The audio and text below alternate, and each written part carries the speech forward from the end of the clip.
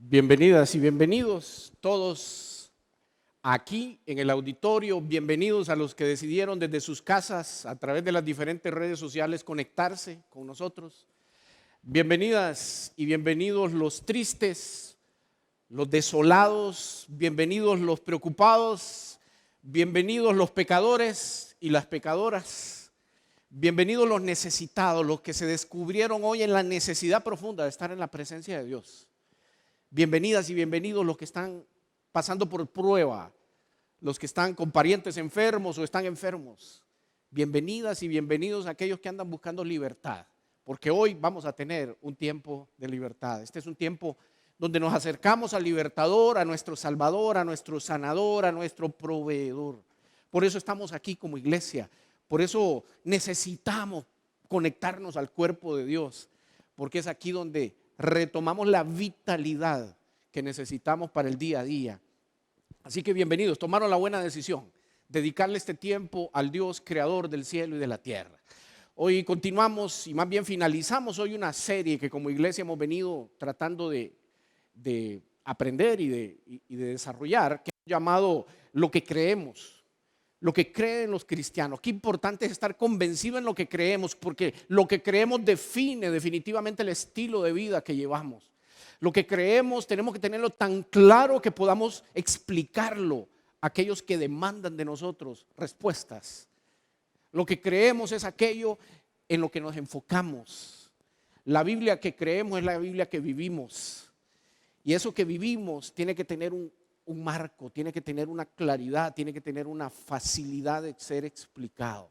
Entonces decidimos, como saben, estudiar el credo de los apóstoles, algo que no está en la Biblia, pero es reforzado por la Biblia, algo que es parte de la historia del pueblo de Dios. Es un acuerdo que se hicieron entre los testigos y luego los que escucharon los testimonios de los seguidores de Cristo, de los apóstoles, y lograron condensar la esencia del mensaje cristiano. Y eso es lo mínimo que nosotros debemos de saber. Estos principios, y quiero leérselos para que los recordemos, ¿verdad? Todos nosotros aquí, los cristianos de este siglo, al igual que los anteriores, creemos en un Dios Padre todopoderoso. O sea, todopoderoso. No solo es Padre, es todopoderoso. Está en control de todo y estará en control de todo, con diseño, con propósito, con inteligencia. Es el creador del cielo y de la tierra. No hay nada no creado. Todo ha sido creado por Él. No hay nada fuera de control. Todo está en control de Él. Y también nosotros que creemos en ese Padre creador, en ese sustentador de su creación, creemos en Jesucristo, su Hijo único, el que como hombre es nuestro Señor, fue concebido del Espíritu Santo por medio de un milagro a partir de una mujer especial. Tuvo vida, crianza, desarrollo, oficio, vivió como nosotros, se alimentó, rió, tuvo necesidades, estuvo en medio del pueblo, fue conocido, fue registrado históricamente en los libros.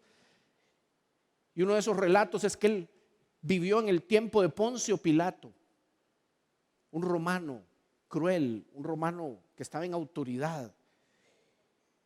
Y en ese tiempo fue crucificado, muerto y sepultado. O sea, Jesús vino como hombre, fue maltratado en medio de los hombres, fue rechazado por los hombres para que se cumpliera la escritura, porque tenía que ser así. Ya estaba predicho. Y Jesús que padece, muere físicamente, subió a los cielos, primero descendió a los infiernos, al tercer día resucitó entre los muertos, subió a los cielos y está sentado a la diestra de Dios Padre. Un hombre que por su integridad y su santidad legalmente no pudo ser retenido por la muerte, porque la paga del pecado es la muerte, y al no haber pecado él no pudo ser sostenido por la muerte, y entonces derrota a la muerte, vence a la muerte, es puesto en autoridad, en soberanía, en gobierno, y desde allí él envía a su Espíritu Santo, dándonos a nosotros en este siglo una experiencia que miles de personajes bíblicos no pudieron tener. Y vos y yo gozamos de eso. La presencia del Dios mismo en medio de nosotros, dentro de nosotros. Dios dándonos carácter, Dios derrotando en nosotros el pecado, derrotando la esclavitud del pecado, dándonos dones sobrenaturales, capacidades sobrenaturales, habilidades sobrenaturales. Dios permitiendo que nuestro carácter, que era ajeno a Dios, rechazando a Dios, comportándose diferente a los propósitos de Dios, el Espíritu Santo nos empieza a dar un carácter dócil, obediente. La criatura se alinea con su Creador. Y es desde ese cielo que Él vuelve y vuelve a juzgar a los vivos y a los muertos. Todo eso lo creemos. Y creemos en ese Espíritu Santo. Creemos en esa iglesia que es católica en el sentido universal. Nosotros, esta iglesia no cree en la religión católica, pero sí creemos que la iglesia es universal, que es para todos, abierta para todos. Una iglesia donde el único Señor es Cristo, la gloria es para Él. Donde la única fuente de autoridad no es de ningún hombre, es de la palabra de Dios. Donde realmente necesitamos la comunión de todos nosotros. Donde realmente solo encontramos salvación por medio de la fe y en un único Salvador, que es Jesucristo. María nos salva, los santos nos salvan, solo Jesucristo salva. Eso es lo que creemos, esa es la universalidad de la iglesia en la que creemos. Y creemos que nosotros tenemos que estar juntos, la comunión de los santos. Es importante que nosotros seamos familia y cuerpo de Cristo. Uno no puede ser un cristiano aislado, uno no puede estar desconectado del cuerpo. Si usted es un cristiano que cree en Dios, en Cristo, quiere hacer las cosas bien, pero usted está desconectado de un cuerpo, de una iglesia, usted está mal. Usted no está viviendo el diseño de Dios para su vida. Entonces hoy vamos a terminar con las últimas 3 frases del credo. Es bastante contenido resumido en 3 frasecitas. Voy a hacer todo un esfuerzo para poder compartir con ustedes lo que Dios ha puesto en mi corazón. Nosotros los cristianos creemos en el perdón de pecados, en la resurrección de los muertos y en la vida eterna. 3 temas que en este siglo parecerían ciencia ficción. 3 temas que parecerían fuera de onda, parecerían temas irrelevantes para alguna gente, pero para nosotros son el centro de nuestro estilo de vida. Y les voy a decir por qué. El ser humano, todos nosotros vivos hoy, deberíamos de saber contestar a la siguiente pregunta. Caballero o dama, muchacho, muchacha, si vos te morís hoy, ¿a dónde vas? ¿Qué pasará con vos después del día de tu muerte física? ¿A dónde vas? Todos deberíamos de tener esa respuesta lista hoy, porque eso nos puede pasar a la salida de aquí. ¿A dónde vas? Y la segunda pregunta que habría que contestar es, ¿en serio? ¿Es en serio? Porque si tu respuesta es, me voy al infierno, la segunda pregunta sería, ¿en serio? ¿Estás decidido? ¿Estás decidido a estar en eternidad absoluta sin la presencia del amor? Si tu respuesta, si yo me muero, yo voy al cielo, la misma pregunta, ¿es en serio? ¿Estás convencida? ¿O no sos de aquellos que Dios en algún momento va a decir, ni siquiera te conocí? No, padre, pero yo hacía milagros. Ni siquiera te conocí. Porque es que resulta que muchos cristianos creemos que somos cristianos, pero no somos cristianos. O sea, el venir a una iglesia no te hace cristiano. Lo que nos hace cristianos es una fe, es una creencia, es un compromiso con esa creencia. No solo es levantar una manita un día, porque eso hasta por manipulación emocional se logra. No es decir, sí, yo acepto a Jesús como mi Señor y como mi Salvador. No, es que cuando yo levanté la mano decidí vender mi vida a Dios, decidí entregar mi vida a Dios, decidí comprometerme con Dios y todos sus propósitos y todas sus reglas y todas sus formas y todos sus destinos. Es complicado, es complicado. Por eso es que tenemos que entender estas 3 frases importantes que definen mucho de a dónde vamos a ir si nos morimos acá. Contestar esa pregunta cambió mi destino, porque yo creía ser un hombre bueno, pero alguien me explicó que no era suficiente ser bueno para tener vida eterna. que yo necesitaba entregar mi vida al gobierno de Jesús. La palabra pecado, esa que decimos que creemos en el perdón de los pecados, ¿qué significa? Que nosotros tengamos que creer en que es posible el perdón. Porque hay que entender la palabra pecado, una palabra que se vuelve como incómoda, como que se vuelve fuera de moda, como que se vuelve fanática para algunos, fundamentalista para otros, pero es la esencia de la verdad del hombre. Nosotros somos pecadores. ¿Qué significa? La palabra pecado viene de hamartía, en griego, que significa errar al blanco o significa falta, cometer una falta. Más entendible, significa una transgresión libre y deliberada de la ley de Dios. Es voluntariamente decidir hacer lo que yo quiero y no lo que Dios quiere. Dios es creador y creó tu vida con un diseño. Pecar significa vivir un diseño diferente. Dios decidió que vivieras con un propósito. Significa principio, medio y fin en tu vida. Pecar significa hacer yo con ese propósito lo que yo quiero y dirigirlo en la dirección que a mí se me antoja. Pecar significa que Dios puso normas y propósitos en este juego de la vida, que para poder ganar, vivir bien, tener bienestar, tener paz, disfrute de la vida, hay normas, hay formas.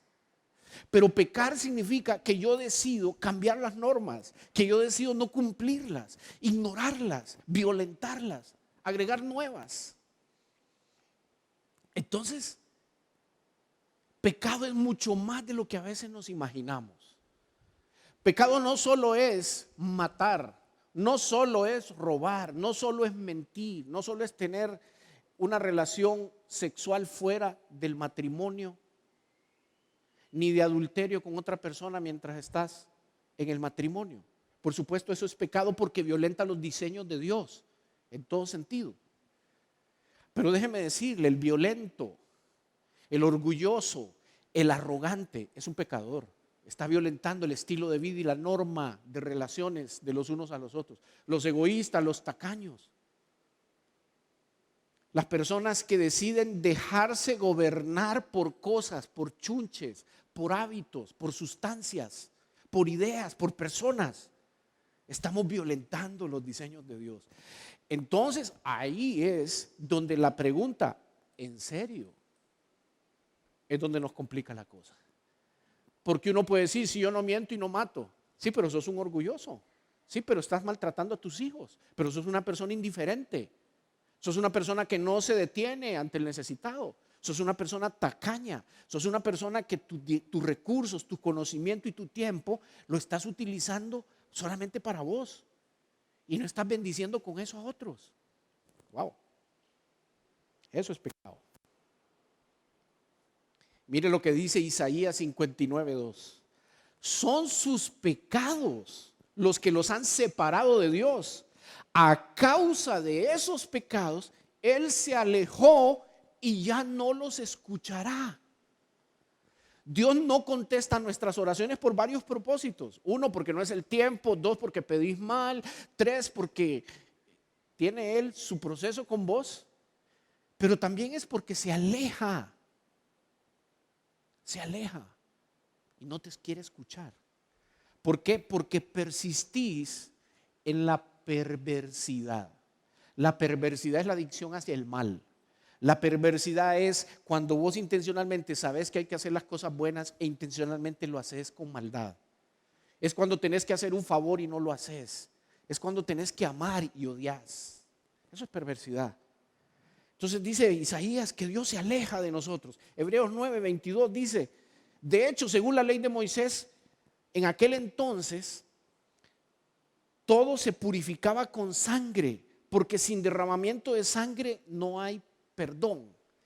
El pecado que nos aleja de Dios es un pecado que solo se puede borrar con un sacrificio, con una sustitución. O sea, usted se recuerda que el Antiguo Testamento es súper sangriento. Es desagradablemente sangriento. ¿Por qué? Porque el ser humano tenía que buscar un sustituto para ser limpiado por sus transgresiones a la ley de Dios. Y la paga del pecado es muerte. Entonces había que buscar un sustituto, una sangre que fuera derramado, un sacrificio, que eso viene siendo un símbolo de lo que Jesús vendría a hacer por nosotros. Lo que los animales hacían fue sustituido por Jesús. ¿Y qué era lo que hacían los animales? Alguien tiene que morir, alguien tiene que pagar por tu pena, por tu culpa. Y eso era para tocar el corazón de la gente. Qué triste que por causa tuya alguien tiene que morir. Aunque sea un animalito, una paloma, una oveja, un carnero. Tenían que morir por causa de las cosas malas que vos habías hecho. Claro, después en el Nuevo Testamento aparece Jesús. Y ahora es Jesús que tiene que morir exactamente por la misma razón, por tus faltas.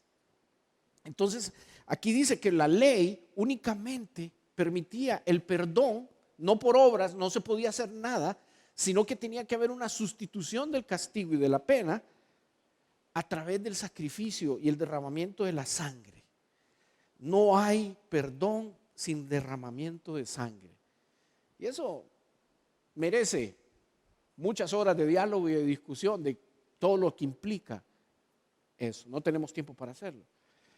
En Hebreos 2:14 dice, debido a que los hijos de Dios son seres humanos, hechos de carne y sangre, el Hijo también se hizo carne y sangre. Pues solo como ser humano podía morir y solo mediante la muerte podía quebrantar el poder del diablo, quien tenía el poder sobre la muerte. Únicamente de esa manera el Hijo podía libertar a todos los que vivían esclavizados por temor a la muerte. ¿Cuántos de ustedes, cuántos de nosotros vivimos con temor a la muerte? Hay gente que se vacuna porque tiene temor a la muerte. Hay gente que no se vacuna porque le tiene temor a la vacuna. Interesante. ¿A qué le tenemos miedo? Tenemos miedo a morir. ¿Y por qué tenemos miedo a morir? Muchos tendríamos miedo a morir posiblemente porque no estamos seguros si al morir iríamos a la presencia de Dios. Porque cada quien conoce su estado, cada quien sabe en qué tipo de actitud y conducta está con respecto a Dios. Cuán lejos o cuán cerca hemos estado. Pero aquí lo que nos dice es que Jesús tenía que venir igual a nosotros como hombre para vivir en santidad y que fuera esa santidad en el momento de la muerte la que quebrantara el poder de la muerte sobre él. Para que únicamente de esa manera, dice, el Hijo podía libertar a todos los que vivían esclavizados por temor a la muerte. Entonces, mis hermanos, hoy podríamos enfatizar el hecho de que somos pecadores. Claro que somos pecadores. Y qué duro y qué difícil. La vida cristiana es una lucha diaria. Usted peca por omisión, peca por pensamiento, peca por acciones, todos los días. Es una lucha, es difícil. Y así como nosotros nos lavamos todos los días las manos cuando entramos a un edificio, ¿verdad? Etcétera. Qué bueno es que adoptáramos esa misma costumbre de pedir perdón, de ser limpiados, de creer que eso que acabamos de hacer, pensar o haber dicho, es algo que Dios en este momento me puede limpiar y perdonar. De eso se trata la vida, de mantenernos permanentemente limpios por Él. Hebreos 9:15, de 13 en adelante, dice así: bajo el sistema antiguo, o sea, la ley, la sangre de cabras y toros y las cenizas de una novilla podían limpiar el cuerpo de las personas que estaban ceremonialmente impuras. Imagínense cuánto más la sangre de Cristo nos purificará la conciencia de acciones pecaminosas para que adoremos al Dios viviente. Pues por el poder del Espíritu Eterno, Cristo se ofreció a sí mismo, a Dios, como sacrificio perfecto por nuestros pecados. Por eso Él es el mediador de un nuevo pacto entre Dios y la gente, para que todos los que son llamados puedan recibir la herencia eterna que Dios les ha prometido. Pues Cristo murió para librarlos del castigo por los pecados que habían cometido bajo ese primer pacto. Jeremías 2:22 dice, por más jabón o lejía, o sea, cloro, por más jabón o cloro que te pongas, no puedes limpiarte. Aún puedo ver la mancha de tu culpa. Yo, el Señor soberano, he hablado. Entonces, Hebreos nos está diciendo que Jesucristo nos purifica. Y nos está diciendo Jeremías que nada podés hacer vos y yo para limpiarte. Entonces, la Iglesia Católica hablaba mucho del pago de las indulgencias y hablaba de las buenas obras para compensar la obra de tu pecado. La Biblia no enseña eso. ¿Qué es lo que enseña la Biblia? Que Jesucristo te sustituyó como sacrificio. El precio que había que pagar por todas tus faltas pasadas, presentes y futuras ya fue pagado por Jesucristo. No hay nada que vos y yo podamos hacer. No hay nada. No hay un detergente espiritual que pueda hacer que vos y yo seamos reconocidos como personas santas o limpias. Es la obra de Jesús, es creer en la obra de Jesús. Por eso es que Lucas dice en el capítulo 24, del 44 al 47, Jesús está hablando y dice, cuando estaba con ustedes antes, les dije que tenía que cumplirse todo lo que está escrito acerca de mí en la ley de Moisés, en los profetas y en los salmos. Entonces les abrió la mente para que entendieran las escrituras y dijo, efectivamente, se escribió hace mucho tiempo que el Mesías debería de sufrir, morir y resucitar al tercer día. También se escribió que este mensaje se proclamaría con la autoridad de su nombre a todas las naciones, comenzando en Jerusalén. Hay perdón de pecados para todos los que se arrepientan.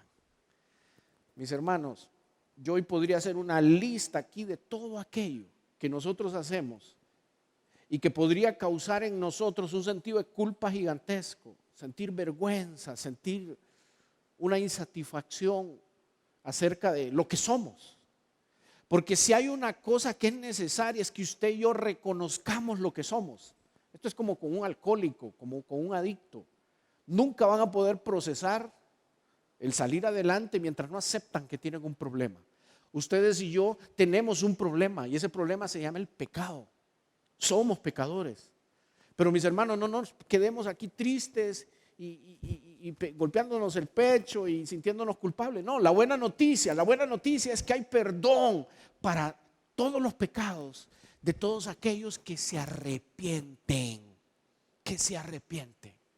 ¿Cuál es la diferencia entre un remordimiento y un arrepentimiento? Remordimiento es el dolor que usted siente y la vergüenza que siente de haber fallado. El remordimiento es esa acusación personal que nos hacemos. Qué bruto, ¿cómo es posible? Si yo sabía, yo no hice, no debería. Todas esas luchas, eso es remordimiento. Arrepentimiento es darte cuenta de lo que hiciste en función de a quién se lo hiciste. Darte cuenta de la magnificencia, la grandeza del Dios que te ama y cómo le fallaste. El saber de que Dios te dijo cómo deberías de hacer y la decisión voluntaria tuya de volarte la ley, de volártela porque no tuviste cabeza, porque no decidiste bien. Y entonces uno dice, no puede ser, hasta aquí, basta. El remordimiento es una simple pausa para continuar el mismo estilo de vida que traías. El arrepentimiento se llama conversión. El arrepentimiento es un vuelta atrás. El arrepentimiento es no más. Y para serles honesto, humanamente es imposible. Por eso necesitamos que sea Dios. Por eso yo le digo, Dios, me arrepiento, pero ayúdame. Necesito el poder de tu Espíritu Santo que me dé dominio propio, que me dé sabiduría, que me dé paz, que me dé gozo. Que me haga estar tan lleno que yo no necesite el pecado para llenarme. Que esté tan lleno de ti que no necesite ninguna cosa que el mundo me ofrece para llenarme y para vivir atado a eso. Entonces, la buena noticia, mis hermanas y mis hermanos, es que hay opción para el perdón. Hay opción para el perdón. Y fíjense que yo siento ahorita que deberíamos de hacer una pausa. ¿Y por qué no aprovechamos y pedimos perdón. ¿Por qué no aprovechamos y decimos, Señor, ayúdame, perdóname, perdóname? ¿Le parece? Oramos ahí mismo. Sí.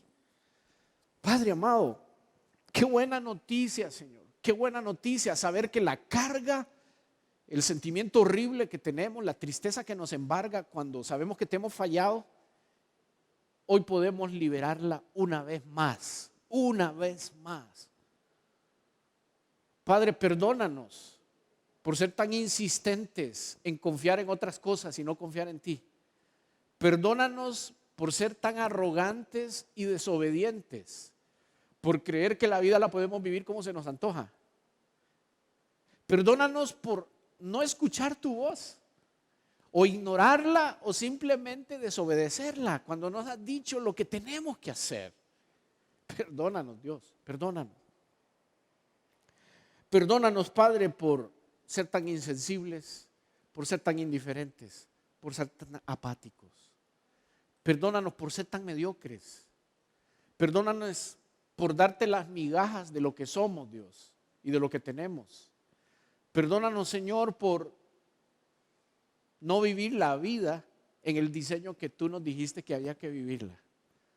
Perdónanos por habernos equivocado con nuestras decisiones profesionales, nuestras decisiones comerciales, por habernos quizás involucrado con una persona que no teníamos que involucrarnos y con ella quizás hacer familia.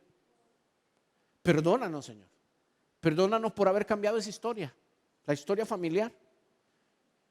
Perdónanos por haber aceptado el trabajo que no teníamos que haber aceptado. Perdónanos por haber estudiado la carrera que no teníamos que haber estudiado. ¿Cuántas otras cosas, Señor? Quizás por las cuales ni siquiera nos hemos acordado de pedirte perdón. Pero hoy hacemos esta pausa, Dios. Y te decimos gracias porque tu misericordia nos alcanzó. Porque la gracia tuya, esa justicia tuya nos ha sido entregada inmerecidamente. Nos sustituiste el castigo, enviaste a Jesús y ahora somos libres, libres de la culpa, libres de la vergüenza, libres del miedo, libres de ser otra persona para poder ser nosotros mismos en el diseño y en la dependencia tuya. Gracias por tu perdón, Señor. Gracias, gracias por tu perdón. En el nombre de Jesús te agradecemos. Amén y amén. Creemos en el perdón de los pecados. Hay esperanza. Imagínense vivir esta vida sin saber que podemos recurrir a Dios para pedir perdón.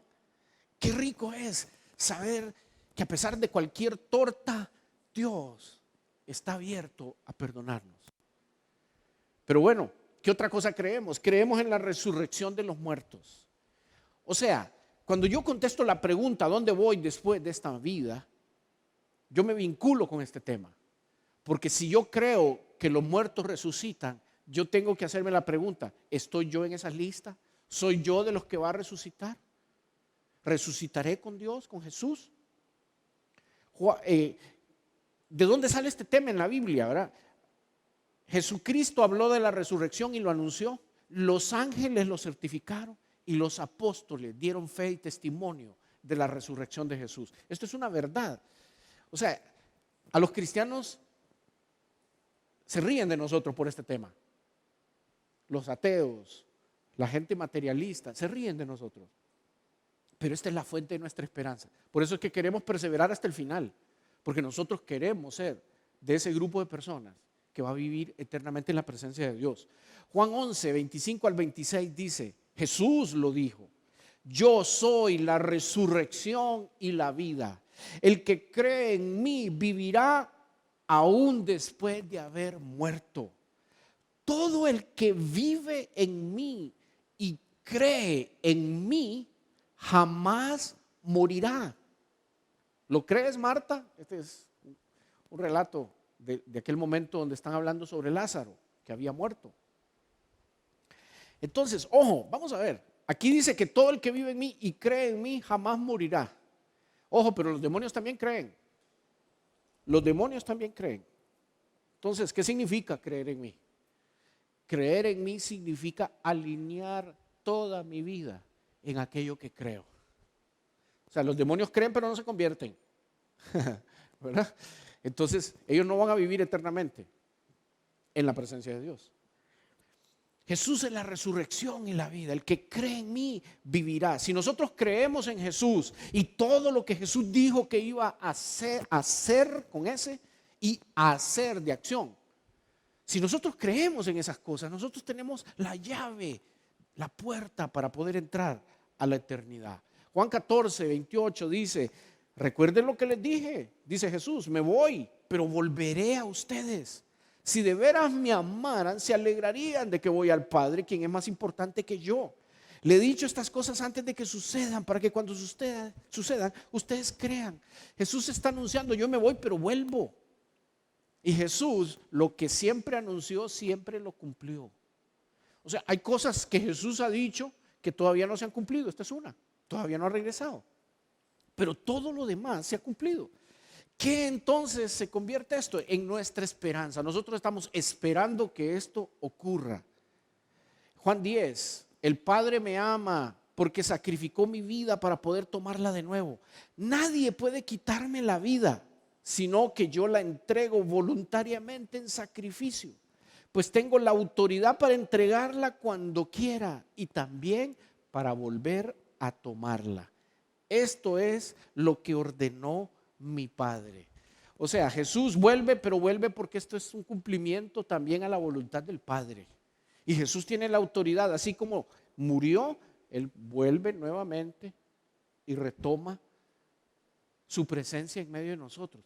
Esa es la esperanza cristiana. O sea, nosotros a veces no tenemos tan en el radar ese momento, pero la verdad es que Jesucristo cualquier día de estos aparece y se cumplirá todo lo que fue dicho en el Antiguo Testamento y en el Nuevo Testamento. O sea, es increíble, todas las promesas se han ido cumpliendo y la gente está asustada porque cada vez hay como señales, ¿verdad? Uno lee lo que aparece en los evangelios, lo que aparece en Ezequiel, lo que aparece en Apocalipsis y entonces uno empieza a decir, wow, mira terremotos, mira volcanes, mira incendios, mira guerras, rumores, hambre, enfermedad.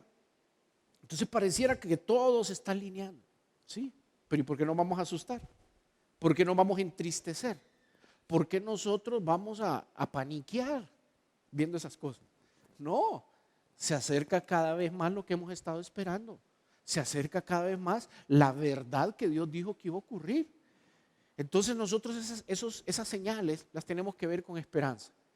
Ojo, no somos ignorantes. Si hay hambre y hay enfermedad, posiblemente nos toca. Y si hay guerra, posiblemente nos toca. ¿Me entiende? O sea, esas cosas ocurrirán, pero lo que venga lo enfrentaremos con una actitud diferente, con una actitud de propósito, con una actitud de fe, con una actitud de victoria. Mateo 28. Y aquí es donde Jesús dijo todo lo que acabamos de leer. Jesús anunció su propia resurrección, pero mire lo que decían los ángeles. Mateo 28. Entonces el ángel les habló a las mujeres. No teman, dijo. Sé que buscan a Jesús, el que fue crucificado. No está aquí. Ha resucitado tal como dijo que sucedería. Miren qué interesante. Los ángeles diciendo, tal como dijo que sucedería, sucedió. Dando testimonio. No está aquí. No está aquí. Ha resucitado tal como dijo que sucedería. Vengan y vean el lugar donde está su cuerpo. Y ahora vayan rápidamente y cuéntenle a sus discípulos que ha resucitado y que va delante de ustedes a Galilea. Allí lo verán y recuerden lo que les he dicho. Aunque no parezca, este es uno de los pasajes más importantes de toda la Biblia. Porque si Cristo no hubiera resucitado, aquí estamos inventando. Pero aquí lo que nos están diciendo es que realmente hubo una experiencia sobrenatural, que el cielo mismo envió a sus ángeles a anunciar al hombre y a la mujer de que lo que había sido prometido había ocurrido. Y hubo un testimonio físico visible, y eso está registrado en los libros históricos después, de que la tumba está vacía. La tumba de Mahoma no está vacía, Buda no está vacía, santos no está vacía, papas no está vacía. La tumba de Jesucristo está vacía. Porque Jesucristo resucitó.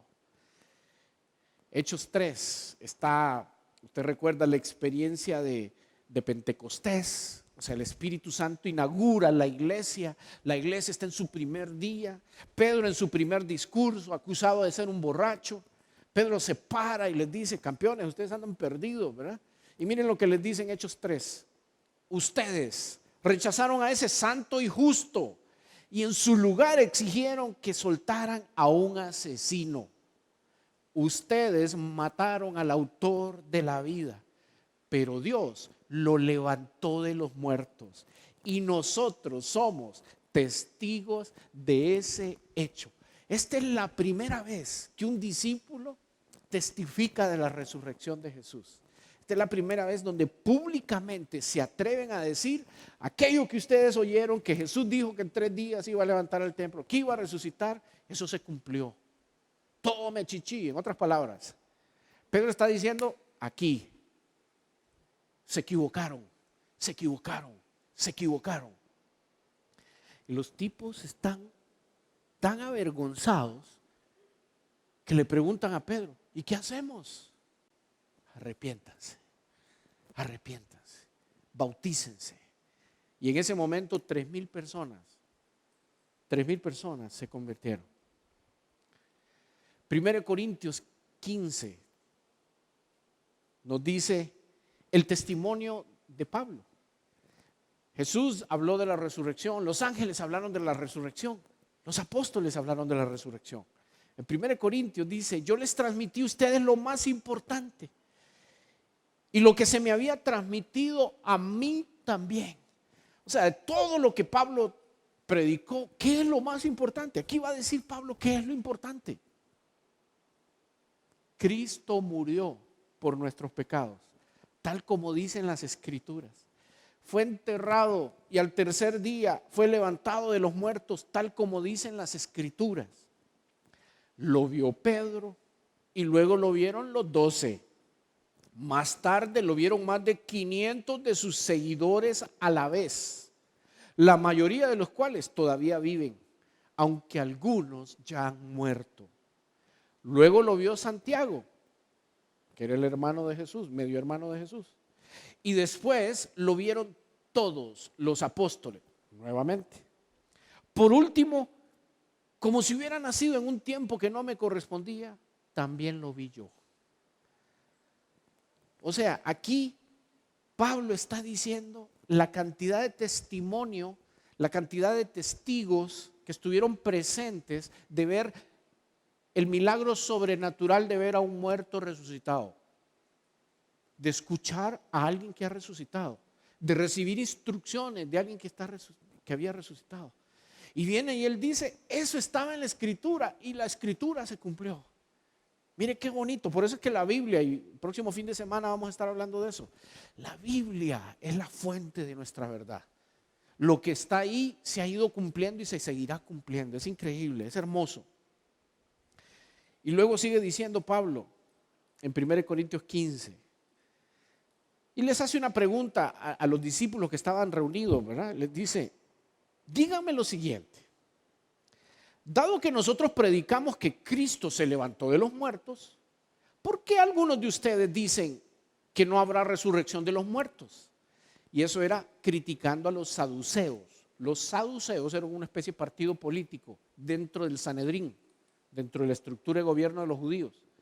Y estos chavalos decían que la resurrección no era posible. Entonces Pablo les está diciendo: ¿cómo ustedes dicen eso? Pues si no hay resurrección de los muertos, entonces Cristo tampoco ha resucitado.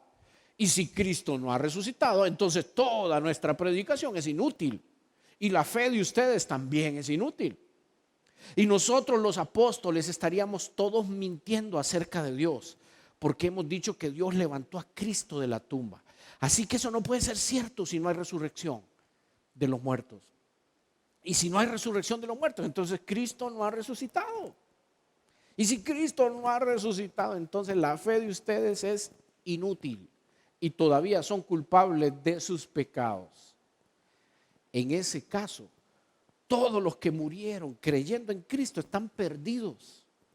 Y si nuestra esperanza en Cristo es solo para esta vida, somos los más dignos de lástima de todo el mundo. Imagínense que ahí terminara la historia. Cierra el chinamo y vámonos. O sea, si Jesús no resucitó, la fe cristiana no tiene sentido. La iglesia es una mentira y aquí estamos perdiendo el tiempo. Eso es lo que está diciendo Pablo. Pero él continúa el mensaje y les dice: lo cierto es que Cristo sí resucitó de los muertos.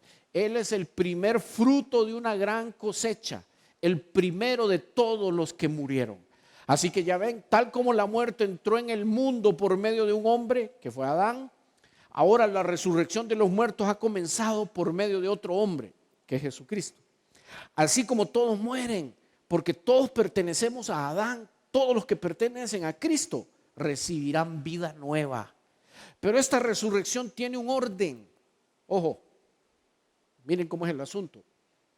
Cristo fue resucitado como el primero de la cosecha. Luego, todos los que pertenecen a Cristo serán resucitados cuando Él regrese. O sea, los siguientes en resucitar serán los cristianos, los discípulos, los seguidores. Y luego Dios va a enjuiciar al resto. Y los va a mandar a cada uno donde le corresponde.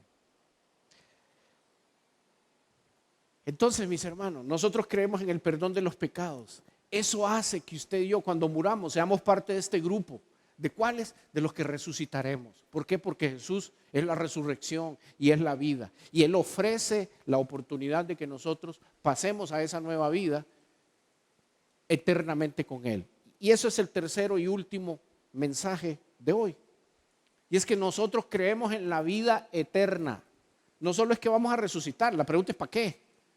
¿Para qué queremos resucitar? ¿Para qué? ¿Con quién? ¿Cuándo? ¿Dónde? Creemos en la vida eterna. Y usted conoce un pasaje increíble, Juan 3:16. Pues Dios amó tanto al mundo, a ese mundo gobernado por el pecado, a ese mundo distorsionado en su destino, en su propósito, en su diseño. Porque Dios amó tanto a esa creación hermosa con la cual Él guardaba una armonía y una paz. Amó tanto que dio a su Hijo único para que todo aquel que en Él crea no se pierda, sino que tenga vida eterna. La única razón por la que Jesús vino es para recomponer todas las cosas, gobernar nuevamente todas las cosas y que ninguno de nosotros se pierda eternamente fuera de la presencia de Dios, sino que tengamos vida eterna. Juan 3:36 dice: los que creen en el Hijo de Dios tienen vida eterna. Los que creen en el Hijo de Dios tienen vida eterna. Los que no obedecen al Hijo de Dios, al Hijo, nunca tendrán vida eterna, sino que permanecen bajo la ira del juicio de Dios. Y aquí rapidito yo tengo que explicar algo que es bien importante. A veces nosotros creemos que Dios es alcahueta, ¿verdad? Y que Dios nos deja y Dios nos deja y Dios nos deja. Pero ¿sabe qué? Dios nos deja y nos deja porque todavía nos está dando tiempo. Pero llegará un día en que Dios dirá: basta, basta, hasta aquí, no más. Porque el amor de Dios es un amor justo. Y el amor justo no obvia el pecado, no obvia la falta. Dios tiene que intervenir para corregir. Entonces a veces uno se da sus libertades y dice: no, todavía me la puedo jugar, Dios, aquí. No, llega un momento en que Dios dirá: basta. El día del juicio, Jesús viene como juez implacable. O sea, Jesús no va a decir: mira, está bien, te voy a aflojar un poquito aquí, o sea, te voy a dar un descuentito aquí. No. Con Dios es o no es. Mateo 25. No tenemos tiempo para ver el relato, pero la animo para que usted lea esa escritura. Es la famosa parábola aquella donde Jesús ilustra cómo va a ser el juicio, donde Él vendrá y separará las cabras de las ovejas. O sea, sus hijos de los que no son sus hijos, los que van para el cielo y los que van para el infierno. Y dice así, Mateo 25: luego el rey se dirigirá a los de la izquierda no tiene nada que ver con política. Y dirá, fuera de aquí, ustedes los malditos, al fuego eterno preparado para el diablo y sus demonios. Wow, palabra dura. ¿Quiénes son los malditos? Los que reciben maldición. ¿Qué es una maldición? Es una palabra que promueve maldad, que significa que sos entregado a la maldad.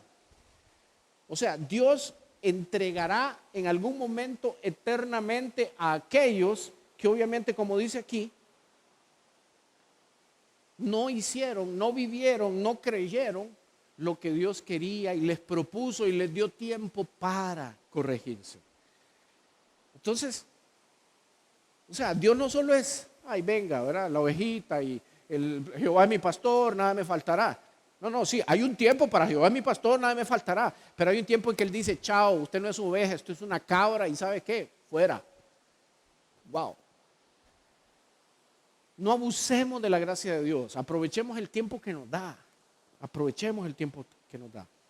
Y para terminar, Mateo 13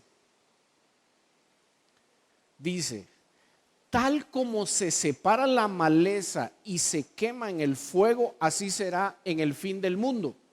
El Hijo del Hombre enviará a sus ángeles y ellos quitarán del reino todo lo que produzca pecado y a todos aquellos que hagan lo malo. Y los ángeles los arrojarán al horno ardiente, donde habrá llanto y rechinar de dientes. Entonces los justos brillarán como el sol en el reino de su Padre. El que tenga oídos para oír, que escuche y entienda. En la vida jamás a mí me ha gustado hablar de este tema, porque ha sido bien manipulado, ha sido, o sea, la gente se acuerda de aquella película, El Infierno, ¿eh? Y entonces te ponen las escenas, ¿verdad? Y la gente se ve achicharrándose ahí, ¿verdad? Y los gritos y toda esa cosa. Y eso lo que provocó fueron conversiones por temor, pero por miedo, ni siquiera por temor reverente, no es por miedo. Y yo creo que uno no debe de venir a Dios por miedo, uno tiene que venir a Dios por amor a Él. Uno tiene que venir a Dios consciente de lo que Dios quiere para mí. Una cosa es no querer el castigo y otra cosa es amar a tu Padre. Son cosas diferentes. Dios no quiere que vengamos por miedo. Dios quiere que vengamos por las razones correctas. Queremos ser uno con Él. Estar con Dios. Y hoy sí, termino con este pasaje. Efesios 2, del 8 al 10. Y este es un mensaje para cada uno de nosotros. Personalicémoslo. Dios los salvó por su gracia cuando creyeron. Ustedes no tienen ningún mérito en eso. Es un regalo de Dios. La salvación no es un premio por las cosas buenas que hayas hecho. Así que ninguno de nosotros puede jactarse de ser salvo, pues somos la obra maestra de Dios. Él nos creó de nuevo en Cristo Jesús a fin de que hagamos las cosas buenas que preparó para nosotros tiempo atrás.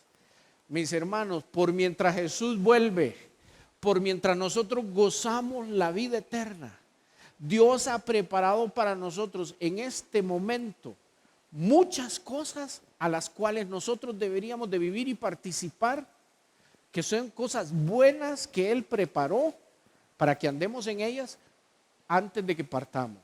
O sea, tenemos brete, no se acomode. O sea, tenemos disfrute, tenemos oportunidad de vivir la libertad y la plenitud de no ser esclavos más del pecado. Y eso no para que nos jactemos, sino para que vivamos eternamente agradecidos, adorando a Dios. Entonces, mis hermanos, vamos a cerrar aquí. Yo quiero invitar al grupo que pase y vamos a nada más reconocer. Oiga, buenas noticias. Tenemos perdón. Eso que hiciste, eso que estás pensando, eso que no debió ser, hay perdón para eso. Oiga, si usted se muere hoy y usted se ha arrepentido, tenga paz. Usted va a resucitar. Ahí vas a tener que estar esperando un poquito ahí, ¿verdad? En la banca, a que le toque. Pero el Señor va a venir y va a resucitar. Nos va a resucitar. Y entonces gozaremos de algo que yo no sé si apreciamos suficiente. Y es poder decir: eternamente no tendré dolor. Eternamente no voy a llorar. Eternamente no voy a tener que comer, ni preocuparme por qué comer. Eternamente no habrá que preocuparse por un cuerpo físico. Eternamente estaré en la presencia de aquello que solo podemos entender con el concepto de amor. O sea, usted puede imaginarse sentirse amado eternamente. Usted puede sentirse aceptado eternamente. ¿Se imagina usted vivir eternamente sin error? Eternamente sin fallar. Eternamente sin recibir rechazo. Eternamente sin que te pique un mosquito. Vamos a estar felices, plenos en la presencia de Dios. Entonces, mis hermanos, ante todo eso, libertad. Somos libres. Somos libres del pecado. Somos libres del miedo a la muerte. Somos libres del reino de las tinieblas. Y ante la libertad, gratitud. ¿Por qué no damos gracias a Dios? Ahí donde está, si quiere puede ponerse de pie. Podemos dar gracias a Dios. Padre bueno, gracias, gracias, gracias, Señor. Gracias, Señor, por darnos lo que no merecemos. Gracias por tu perdón. Gracias por darnos la oportunidad de resucitar. Gracias por el acceso a la vida eterna. Padre, hoy te hemos confesado nuestro pecado. Hemos querido ser libres una vez más. Hoy hemos querido, Señor, volver a tener una relación de comunión contigo. Hoy te pedimos que arranques toda atadura, toda ancla que impida, Señor, que nosotros podamos vivir los propósitos, diseños y obras que tú has preparado para nosotros desde antes. Padre, bendícenos en medio de nuestras familias. Que nuestras familias sean perdonadas. Que si necesitamos perdón en medio de la familia, podamos pedir perdón y dar perdón. Que ninguno de nuestra familia se pierda, Señor. Que ninguno se pierda. Danos la oportunidad, Señor, de hacer lo que se necesita hacer para que esta verdad que me alcanzó a mí alcance a toda mi familia. Que podamos juntos vivir como familia eternamente en tu presencia. Gracias, Padre. Bendice esta semana, bendice todo lo que tengamos que hacer. Y queremos interceder, Señor, en esta hora por Maritza y su esposo, que están con COVID en una situación complicada. Yo te pido, Señor, que tú tomes el control de su sistema respiratorio y le devuelvas ese diseño perfecto tuyo, Dios. Que su respuesta inmunológica sea suficiente, Dios, para poder sanar, Oro por aquellos que se recuperan de cirugías. Oro por los que están esperando cirugías y tratamientos, Dios, para que sus cuerpos sean preparados en tu poder y en tu fuerza para recibir tu toque sanador, Padre. Trae paz a nuestro corazón en esta semana. Te lo pedimos en el nombre de Jesús. Que así sea. Amén y amén. Muchas gracias, familia. Que Dios les guarde. Les amo mucho. Espero verles el próximo fin de semana.